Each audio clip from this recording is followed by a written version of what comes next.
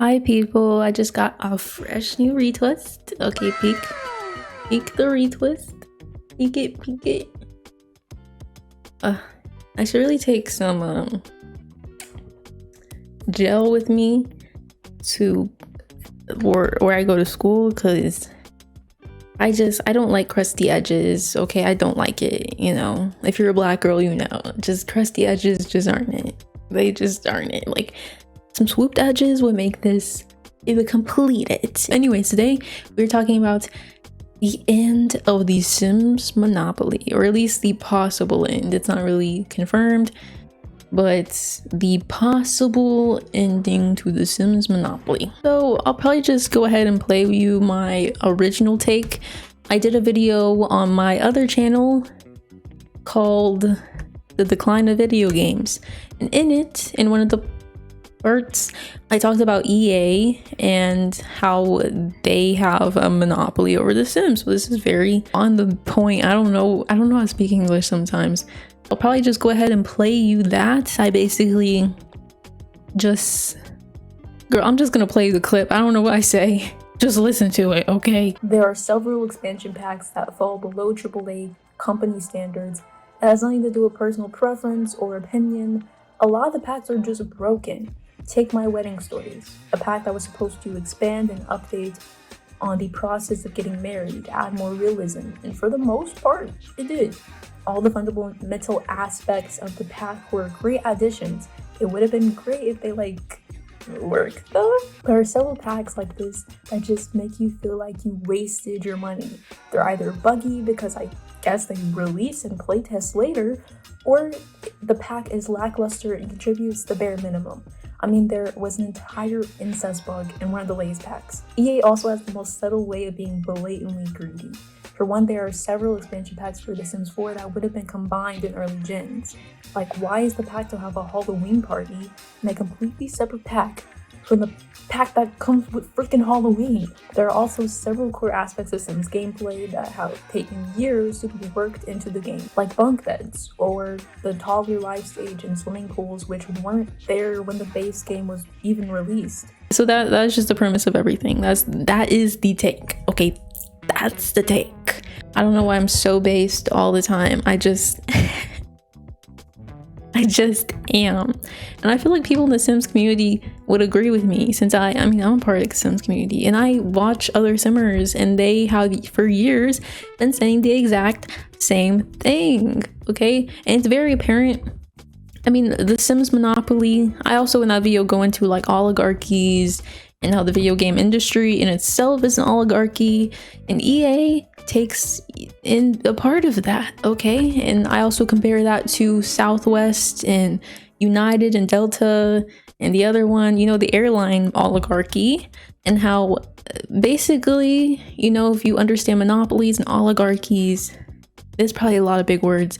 If you understand monopolies and oligarchies, you understand that groups of big corporations get together and they all decide they all have the same interest at heart. They all want the same benefits. They will get together and be like, how can we all benefit each other?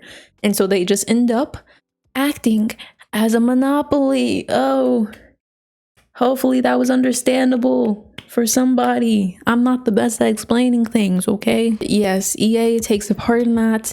The Sims, there's really no other game like The Sims, which is not a good thing.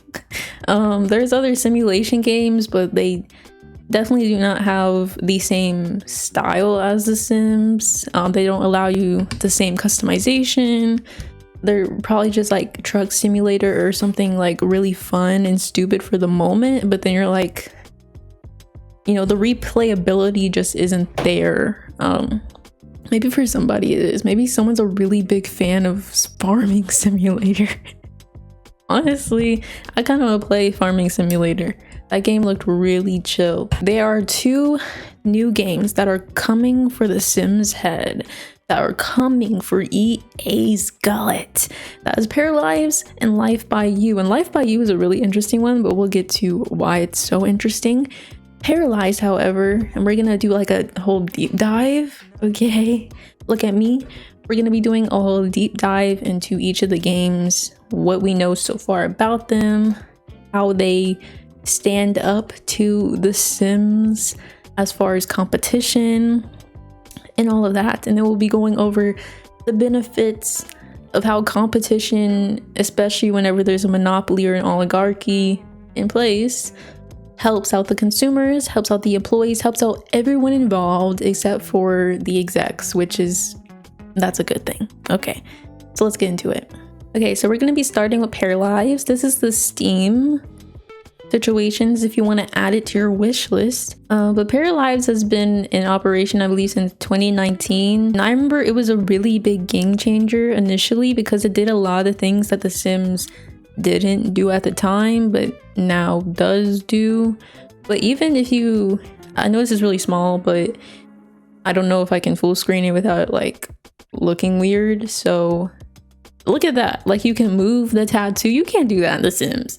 You can't do that in The Sims. The customization was a really big part of why Pair Lives was so appealing to a lot of Simmers. Because that's something I think a lot of people remember, like the Sims 3 era of like customization. I know I do. And I missed that. That stuff was delicious. The color wheel, the sheer amount that you could just do in everywhere was just so good.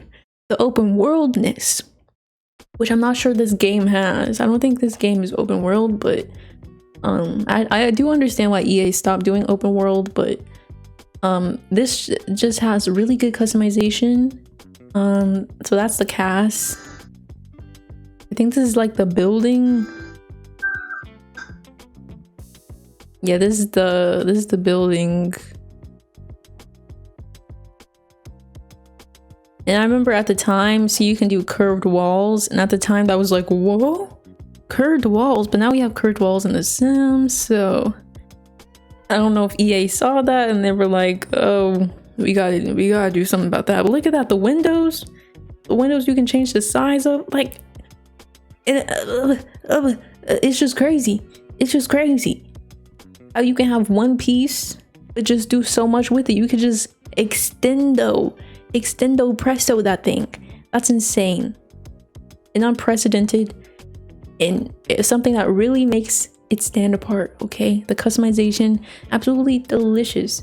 I also do love that it doesn't like completely mimic The Sims. Like, the style is different. It's very like artsy, but look at this. That's so beautiful. I don't know, there's another thing about their development. I really want to see how far they are into the development, because they've been developing it for quite some time. So this is Pairmaker. Core systems are working. It says it's lacking almost all the features are there, but still lacking the majority of content, such as clothing items, hairstyles, babies and pets. The art style of the human characters is close to final. Build mode, core systems working.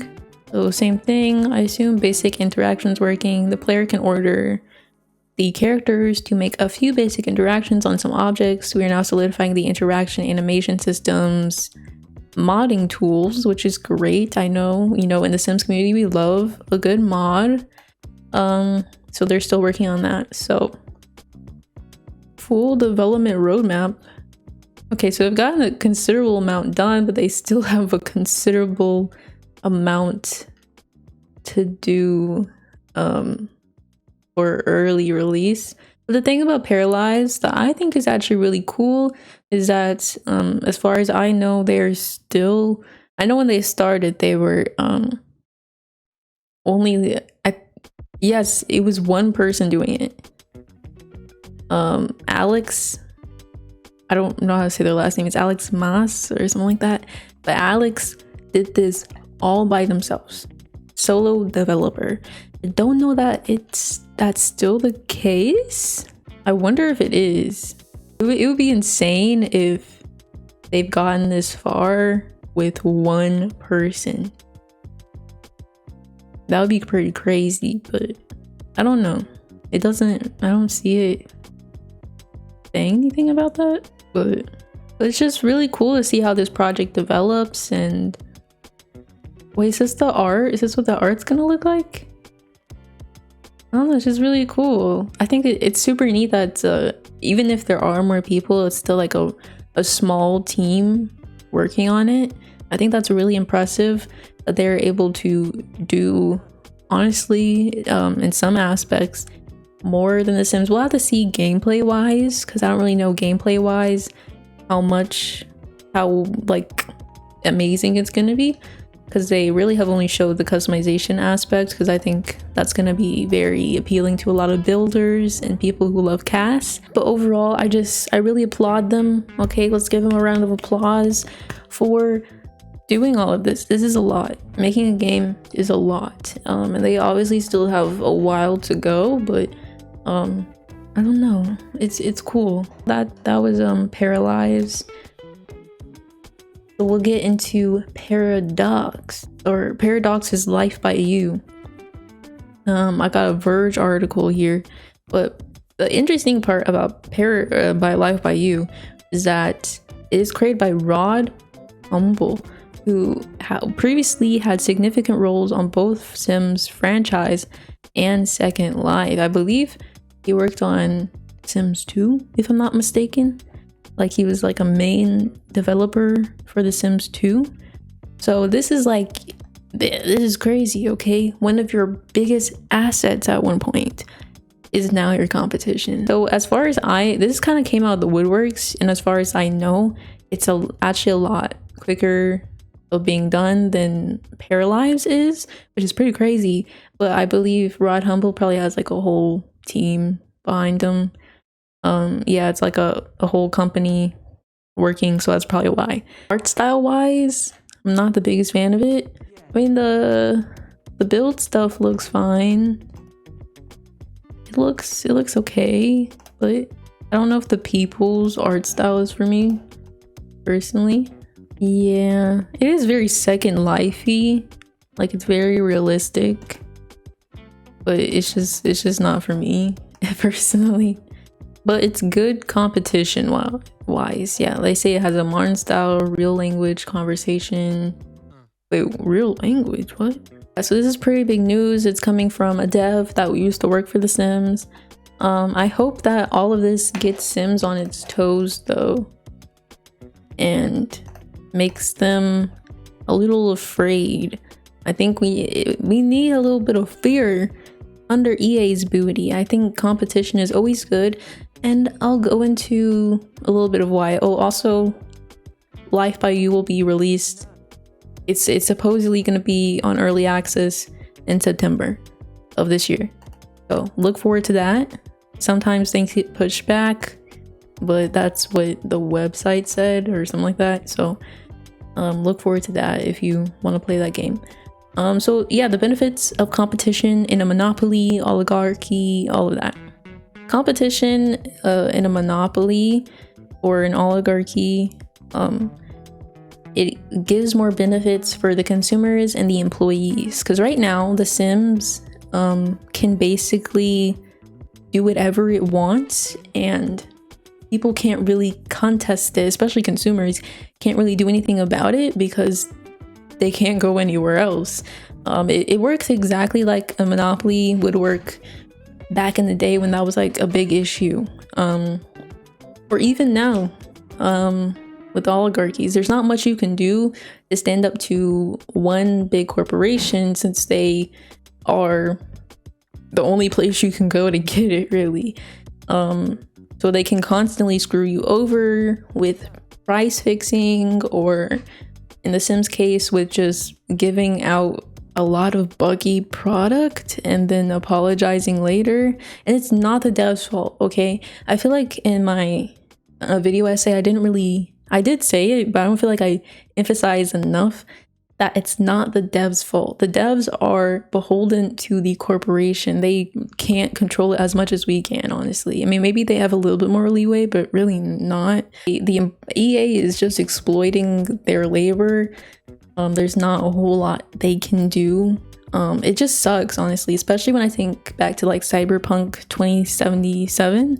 and how the devs were rushed, that like honestly crushed my soul, knowing that the devs had to release a game that they knew wasn't finished. I don't know, that just sucks. Every time I think about that, it just makes me so sad. And I think Sims devs have to do that all the time, where they just release a product that they know is probably going to be buggy with release.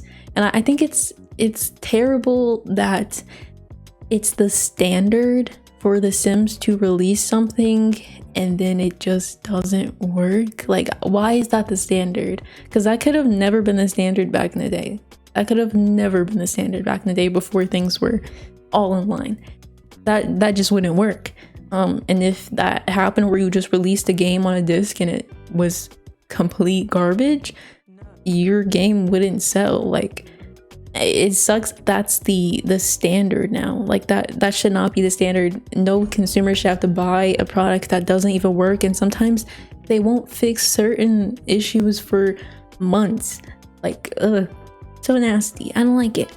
So competition, Paralives, Life by You being introduced will really help consumers and even employees have a more leeway between them and EA, for example.